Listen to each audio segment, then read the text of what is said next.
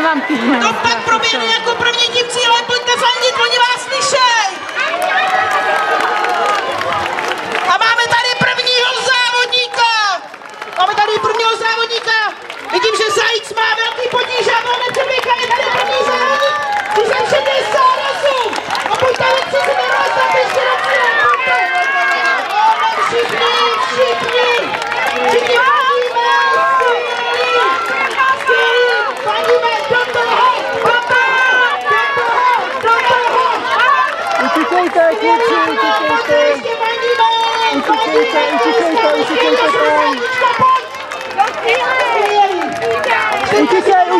kluci, utíkej tam. Běžíme super úplně. Máme tu krásného závodníka s číslem 65 a jenom 29. Františku, jsi tady cíli, to je super.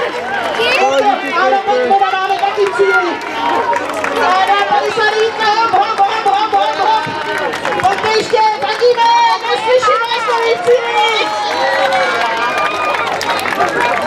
Skvělý úplně. Ano, kdyby nám náhodou závodník chtěl se běhnout z trasy, tak ho zkuste na té trase přesvědčit. Ano, výborně. Tady skoro nevidíme na cestu, ale běžíme po slepu. To číslo 11, krásně si to užívá, zatleskejme mu. Pěkně neboj, už jsi tady cíli.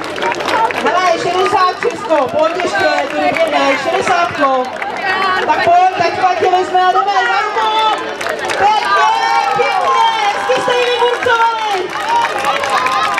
Já myslím, že to je hodně vaše záležitost, vy jste ji vyburcovali a to je dobře.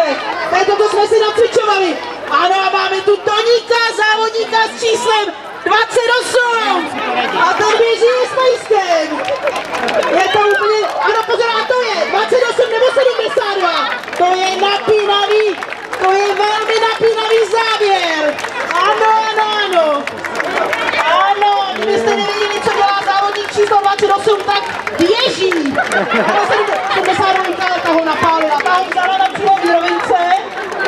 Jo, Toníku, super, jen si to užívej tu slávu. Dej si ruku do kapsy a pojď. Jo, krásně jste ho vyburcovali. Hele, asi se mu Honzo líbíš, jo. Tak pojď.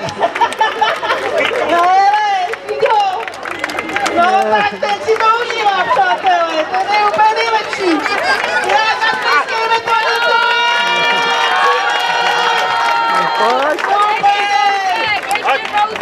Ale nejmou babu. Ale ještě se zastavili těsně před cílem, dělá to napínavý, jo. Super, já myslím, že nám doběhla poslední člen této kategorie. Byli jste skvělí, díky tady